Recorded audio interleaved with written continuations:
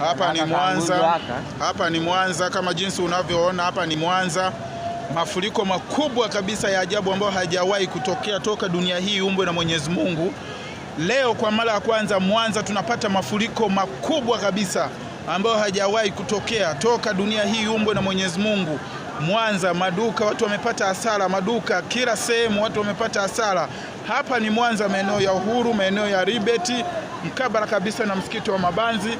Kama jinsi unavyoona hapa ni Mwanza, angalia magorofa yote yako ndani ya maji, maduka, wafanyabiashara wakubwa.